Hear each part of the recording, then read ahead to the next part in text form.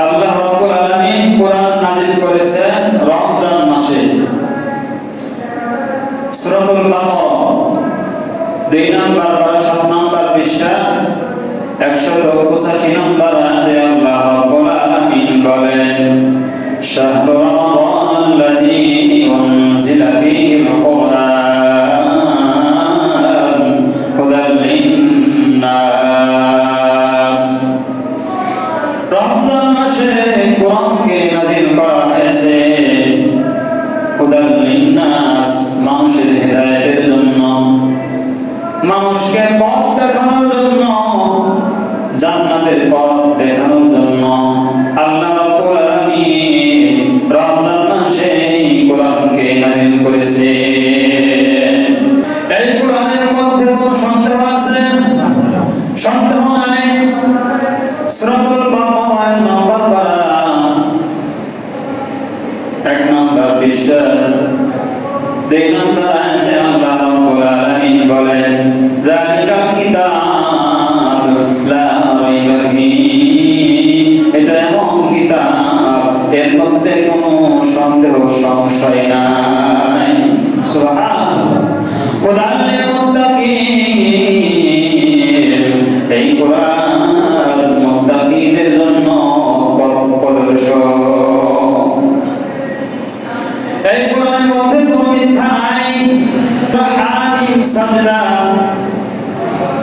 24 নম্বর বা 20 নম্বর পৃষ্ঠা 22 নম্বর আয়াতে আল্লাহ রাব্বুল আলামিন বলেন, লা ইয়াতিহিল বাতিলু মিন বাইনি ইয়াদাইহি ওয়ালা মিন খালফিহি তানজিলুম মিন হাকীমিন হামিদ। এই কোরআনের সামনে, এই কোরআনের পিছনে, ডানে বামে কোন জায়গায় মিথ্যা নাই। এই কোরআনের মধ্যে কোনো মিথ্যা নাই। তানজিলুম মিন হাকীমিন হামিদ, এই কোরআন প্রজ্ঞাময় মহাপরাক্রমশালী রব্বুল আলামিনের পক্ষ থেকে নাযিল হয়েছে। সুবহানাল্লাহ। এই কোরআন সত্য কিতাব। সূরা বানী ইসরাঈল 15 নম্বর পারা 11 নম্বর পৃষ্ঠা 105 নম্বর আয়াতে আল্লাহ রাব্বুল আলামিন বলেন, ওয়া বিল হাক্কি আনজালনাহু ওয়া বিল হাক্কি নাযাল। এই কোরআনকে আমি আল্লাহ রাব্বুল আলামিন সত্য সহকারে নাযিল করেছি। আর এই কোরআন সত্য সহকারে নাযিল হয়েছে। সুবহানাল্লাহ। এই কোরআন শিখলেন, এই কোরআন শিখাইলে কি লাভ হবে, কি ফজিলত আছে? রাসূলুল্লাহ সাল্লাল্লাহু আলাইহি সাল্লাম হাদিসের মধ্যে বলেছেন, সুনানে তিরমিজির 2909 নম্বর হাদিসের বর্ণনা, قال রাসূলুল্লাহ সাল্লাল্লাহু আলাইহি ওয়াসাল্লাম, রাসূলুল্লাহ সাল্লাল্লাহু আলাইহি ওয়াসাল্লাম বলেন, খায়রুকুম মান তাআল্লামা আল-কুরআন ওয়া আল্লামা।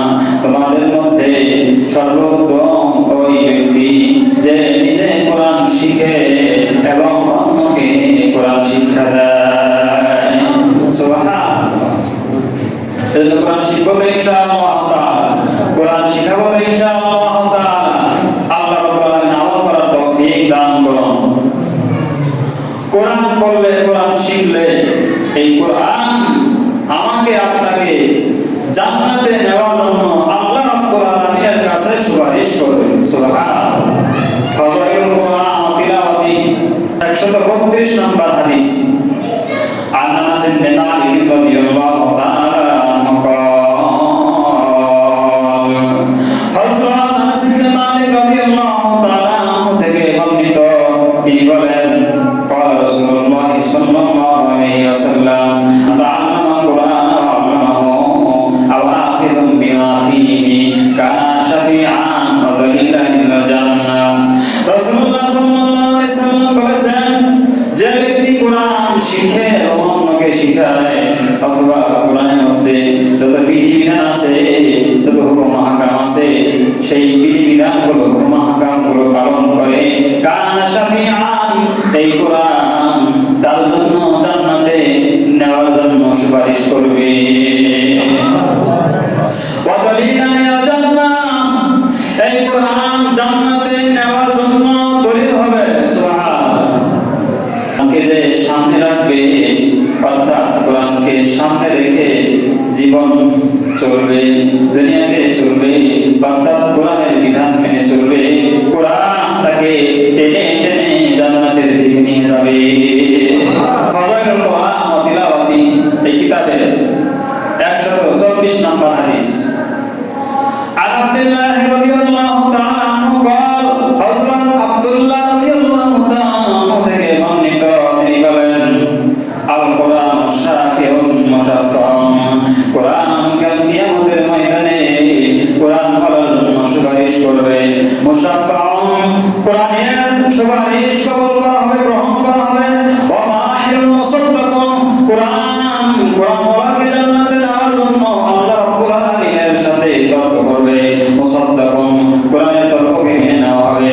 আমান জালাহু আমানাহু কাদাহু ইলা জান্নাহ, যে ব্যক্তি বা যারা কোরআনকে সামনে রেখে চলবে, কাদাহু ইলা জান্নাহ, কোরআন তাকে টেনে টেনে জান্নাতে নিয়ে যাবে। আমান জালাহু খালফাহু সাকাহু ইলা নার, আর যে ব্যক্তি কোরআনকে পিছনে রাখবে, অর্থাৎ কোরআন অনুযায়ী জীবন পরিচালনা করবে না, কোরআন অনুযায়ী চলবে না, সাকাহু ইলা নার, ওই ব্যক্তিকে কোরআন টেনে টেনে জাহান্নামে নিয়ে যাবে।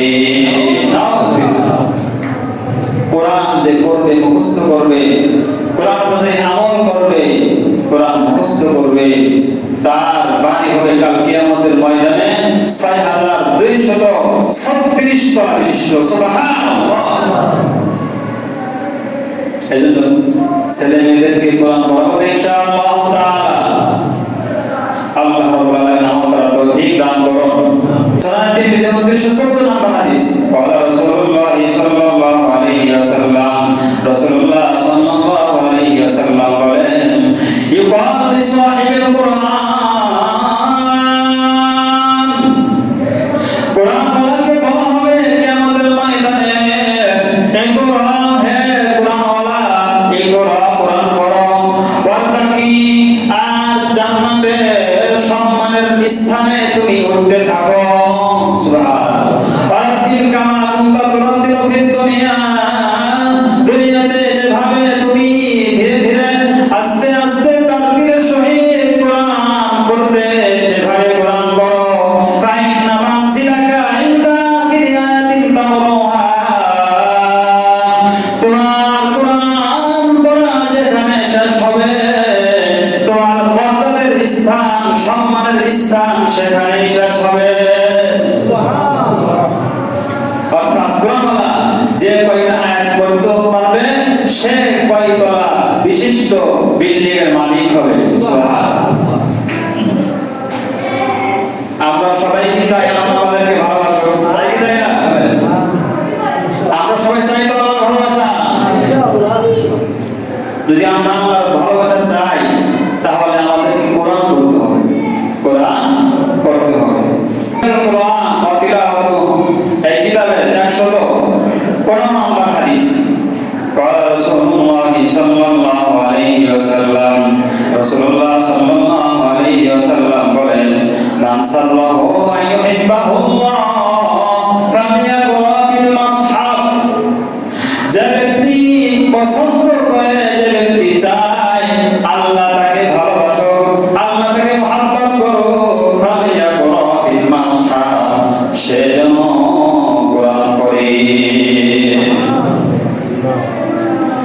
কোরআনের একটি হরফ পড়লে আল্লাহ রাব্বুল আলামিন তার আমলনামায় কমপক্ষে 10টি নেকি লিখে দেয়। সুবহানাল্লাহ। সুনান তিরমিজির 2910 নম্বর হাদিসের বর্ণনা, আন আব্দুল্লাহ ইবনে মাসউদ রাদিয়াল্লাহু তাআলা আনহু قال رسول الله صلى الله عليه وسلم, হযরত আব্দুল্লাহ ইবনে মাসউদ রাদিয়াল্লাহু তাআলা থেকে বর্ণিত, তিনি বলেন রাসূলুল্লাহ সাল্লাল্লাহু আলাইহি ওয়াসাল্লাম বলেছেন, মান ক্বারা হারফাম মিন কিতাবিল্লাহ ফালাহু বিহি হাসানাতুন, যে ব্যক্তি কিতাবুল্লাহ কোরআনের একটি হরফ তেলাওয়াত করবে, তার আমলনামায় একটি নেকি লেখা হবে। ওয়াল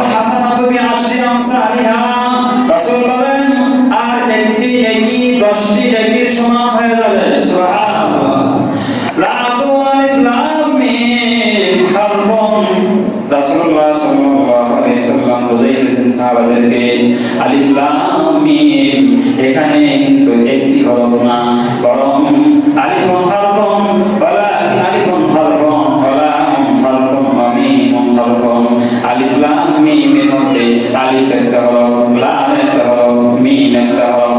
অর্থাৎ আলিফ লাম মিম যে তেলাওয়াত করবে তার আমলনামায় 30টা নেকি জমা হয়ে যাবে।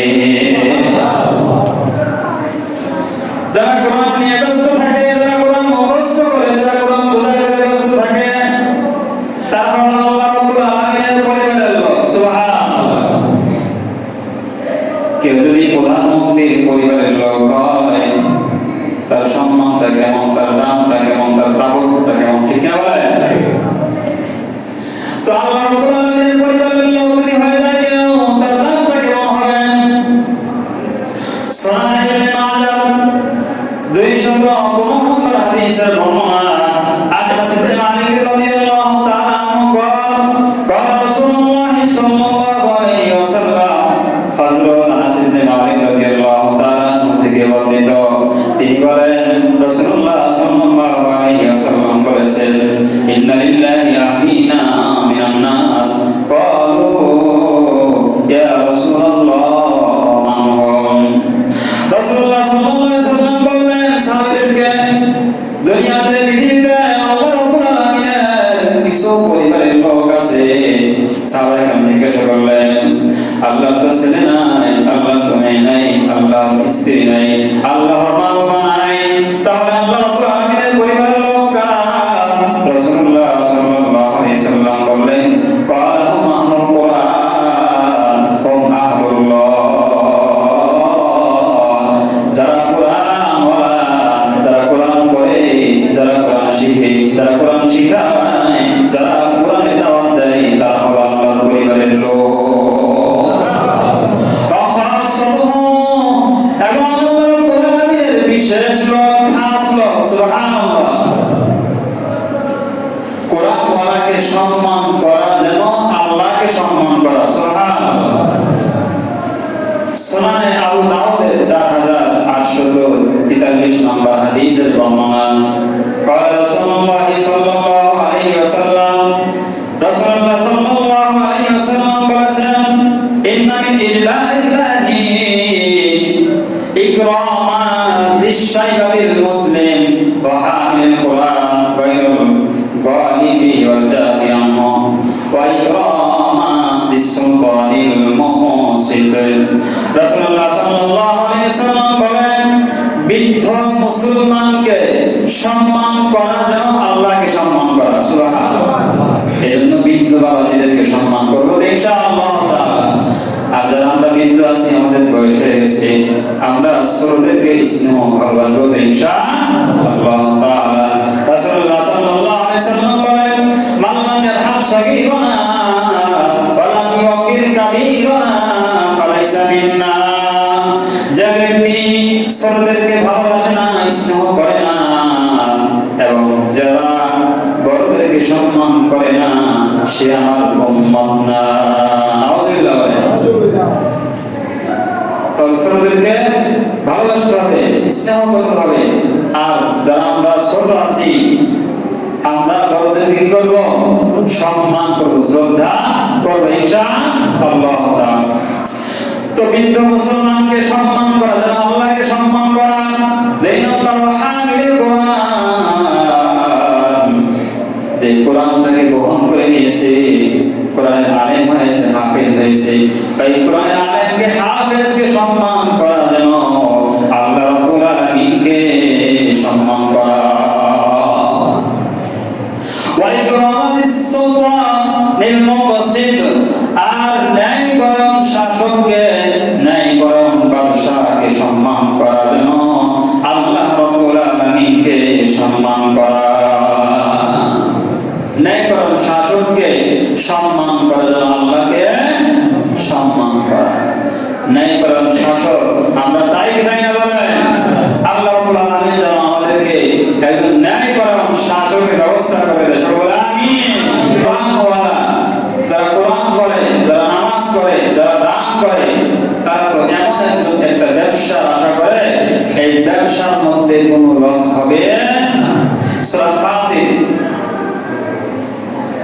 নম্বর পারা 16 নম্বর পৃষ্ঠা 30 নম্বর আয়াতে আল্লাহ রাব্বুল আলামিন বলেন ইন্নাল্লাযীনা ইয়াতলুনা কিতাবাল্লাহ ওয়া আকামুস সালাতা ওয়া আনফাকু মিম্মা রাযাকনাহুম সিররান ওয়া আলানিয়াতান ইয়ারজুনা তিজারাতান লান তাবুর।